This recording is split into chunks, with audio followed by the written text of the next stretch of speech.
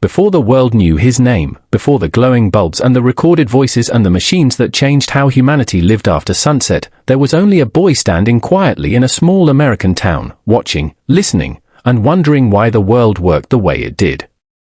And if you had passed him on an ordinary day, you would never have guessed that this curious child would one day help reshape modern civilization itself. But stay with me, my friend, because this is not just a story about inventions. It is the story of persistence when everything feels uncertain, of curiosity that refuses to fade, and of a life that turned simple questions into global transformation. Thomas Alva Edison entered the world on the 11th of February, 1847, in Milan, Ohio. A small town that, at the time, seemed far removed from the great industrial movements beginning to stir across the United States. His early surroundings were not filled with grandeur or privilege, but with the quiet rhythm of a family trying to build stability in a rapidly changing nation. His father, Samuel Edison Jr., carried a history shaped by migration and political unrest. Born in Nova Scotia in 1804, Samuel's early life unfolded across borders and shifting identities. His family eventually settled in what is now Canada, building land and livelihood near Lake Erie. But history had a way of pulling them into larger currents. Political rebellion, conflict with colonial authority, and the need to flee across borders brought Samuel eventually into the United States, where he and his wife Nancy Matthews Elliott would begin a new chapter of life in Ohio. Nancy herself came from a lineage tied to the American Revolutionary War, the daughter of a veteran who had witnessed the struggle for independence firsthand. Together, Samuel and Nancy raised a large family, 7 children in total, and Thomas was the youngest among them. From the very beginning, his world was shaped by movement, uncertainty, and adaptation. Even his family name carried traces of migration, evolving from earlier spellings as generations crossed from Europe to North America. But what defined young Thomas was not his ancestry. It was something far simpler, yet far more powerful. Curiosity. The world around him was changing faster than anyone could fully comprehend. The United States in the mid-1800s was a nation in motion. Political debates shaped its identity, economic philosophies clashed, and expansion westward reshaped the map itself. Railroads stretched across vast distances, factories began rising in growing cities, and technological experimentation became a symbol of national ambition. And yet, in the middle of all this transformation, young Edison was not thinking about politics or power. He was thinking about how things worked. People later told stories of his childhood that almost sounded like legend. One of them describes a young boy observing a hen sitting patiently on eggs and attempting to replicate the process himself, sitting quietly in the field as if determination alone might unlock nature's secrets. Whether every detail of such stories is perfectly accurate matters less than what they reveal about how people remembered him, a child who observed the world differently, who did not simply accept reality but questioned it. Not everyone understood him. Some found his behavior unusual, even amusing. But his sister Marion saw something else entirely. She recognized a mind that refused to stop asking questions, even when answers were not immediately available. As the family moved from Milan to Port Huron, Michigan, Edison's environment changed once again. Milan had once been a thriving grain trade town, connected by canal routes that linked it to larger markets.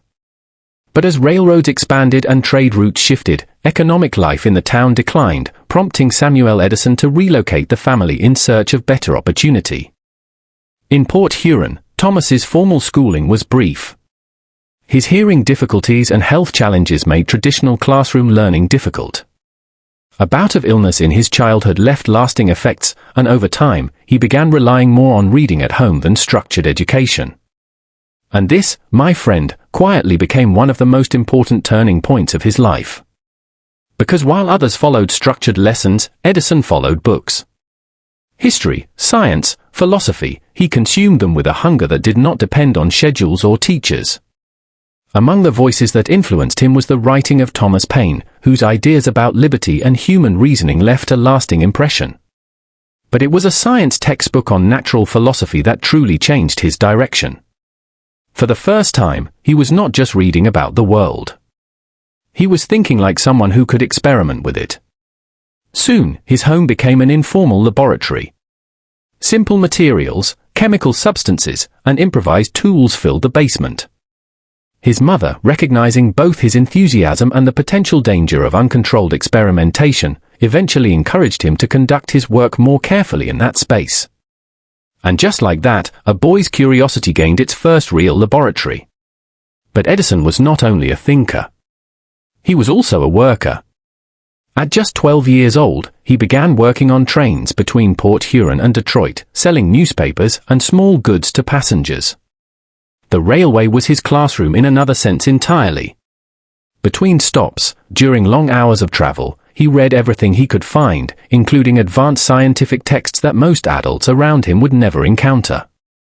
One book in particular introduced him to the principles of Newtonian physics, opening a window into the structured laws that governed motion, energy, and force. It was not just information, it was a framework for understanding reality.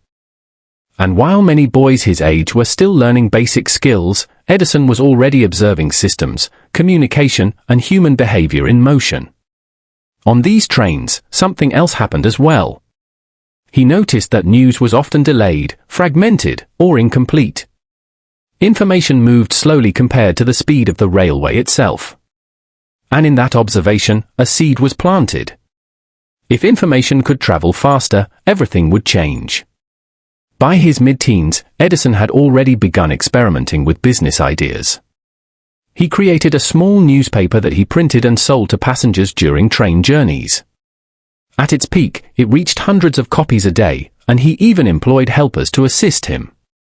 He was not simply working anymore, he was building systems of communication. Around the same time, he explored small trade ventures, selling goods and produce along railway stops. These early experiences shaped something fundamental in him, the understanding that ideas only mattered when they could be delivered, scaled, and shared. But perhaps the most important discovery of his youth was not commercial at all. It was the telegraph. The telegraph system, using electrical pulses to transmit coded messages over wires, fascinated him completely.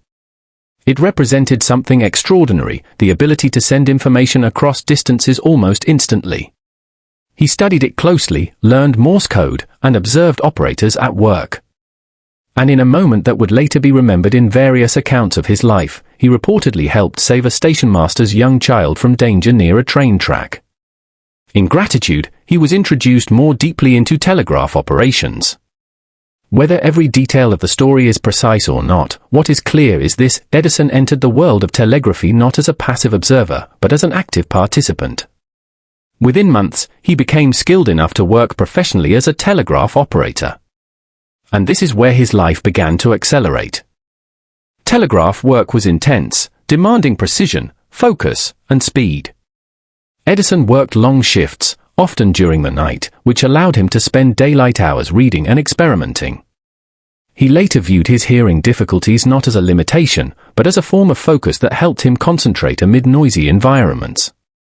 It was during these years that he encountered the works of Michael Faraday, whose studies on electricity and magnetism opened new scientific horizons.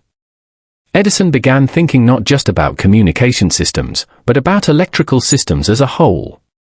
And slowly, his ambitions expanded. He moved from operator to innovator, from user of systems to designer of them. By the late 1860s, he had begun filing patents for new devices, including an early vote recording machine based on telegraph principles. While not commercially successful, it marked something far more important. He was now officially an inventor. But success did not arrive in a single moment. It unfolded through years of trials, adjustments, and continuous experimentation. He moved between cities, worked in telegraph offices, and gradually built a reputation for mechanical imagination and relentless work ethic. Then came a turning point that would define his trajectory. He left steady employment behind to focus entirely on invention. It was a risky decision. There was no guarantee of income, no certainty of success. But there was something stronger guiding him: belief in the power of experimentation. In New York, he began refining telegraph systems, working on ways to transmit multiple messages over a single wire. This idea alone reflected a deeper vision: efficiency, scalability, and improvement of existing systems rather than replacement. And eventually, he achieved breakthroughs that attracted significant financial backing. His inventions improved communication speed and capacity, and with each success, his resources grew. But Edison was never satisfied with one achievement. He moved forward. In 1876, he established a laboratory at Menlo Park, New Jersey. This was not just a workshop. It became a structured environment for continuous innovation, where ideas could be tested, refined, and sometimes discarded without hesitation. And it was here that some of his most famous inventions began to emerge. The electric pen allowed duplication of documents through mechanical stencil creation, a concept that hinted at mass reproduction of information. It was practical, commercial, and widely used. But Edison was already thinking beyond documents. He was thinking about voice. Around the same time, the telephone was emerging as a revolutionary invention. Edison did not invent it, but he immediately saw its potential for improvement. He worked on enhancing sound clarity and transmission quality, making communication more effective and practical. But even that was not enough. Because he was already pursuing something even more ambitious. The idea of capturing sound itself. And after countless experiments, adjustments, and failures, something extraordinary happened. He created a device that could record and play back human speech. The phonograph. When it was first demonstrated, people were stunned. Hearing a recorded voice for the first time felt almost unreal to many. It was as if sound itself had been captured and preserved beyond time. And Edison, instead of stopping there, immediately began imagining what this could become: music recording, spoken books, and a new way for humanity to store memory. But he did not stop again. He turned toward another challenge that would reshape the modern world even further. Light. At that time, homes were illuminated by gas lamps and oil-based systems. They were inefficient, often unsafe, and limited in their reach. Edison believed electricity could replace them entirely. What followed was years of experimentation. Filaments were tested, materials compared, circuits redesigned. Many attempts failed. Some worked only briefly. But persistence defined the process. Until finally, a breakthrough arrived. A stable incandescent bulb that could glow for extended periods. And just like that, darkness began to lose its dominance over human life. Menlo Park became a place people traveled to witness. A laboratory glowing at night with electric light, symbolizing a future that had not yet fully arrived but was now visible. But invention rarely exists in isolation. Other innovators were working on similar ideas across the world. Competition, legal disputes, and differing systems of electricity emerged. Edison supported direct current systems, while others promoted alternating current technologies capable of transmitting power over longer distances. Debates became public. Rivalries intensified. Progress continued on all sides. Eventually, the broader industry moved toward combined systems, and electrical networks expanded rapidly across cities and countries.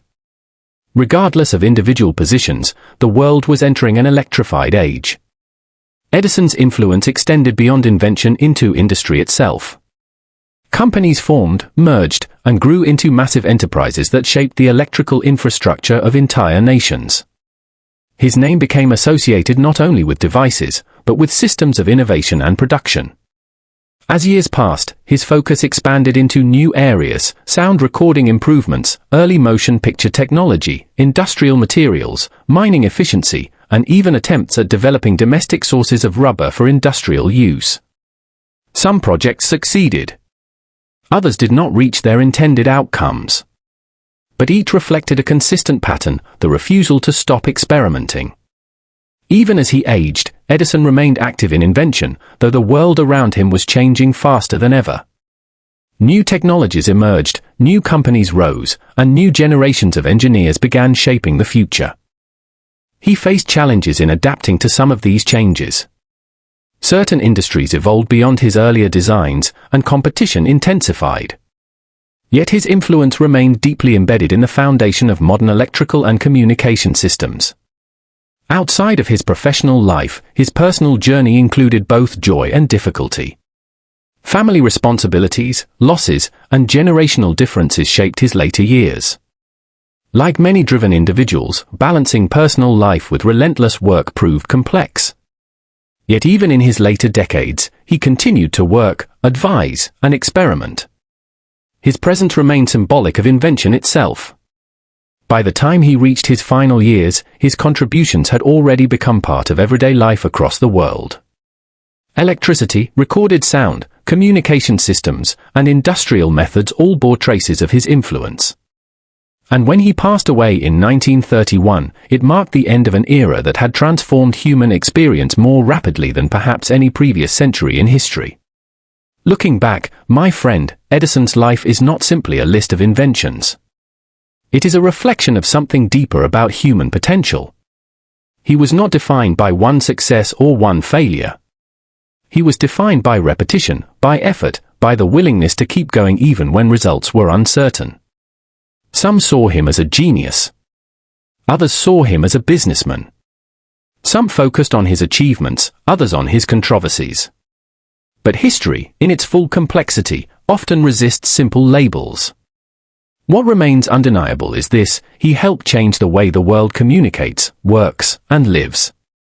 And perhaps the real lesson is not about Edison alone. It is about what becomes possible when curiosity is not abandoned, when failure is treated as part of learning, and when persistence outlasts doubt. Because in the end, the story of Thomas Edison is not just about a man. It is about the moment humanity learned how to turn imagination into infrastructure, and ideas into reality that lights up the world even today.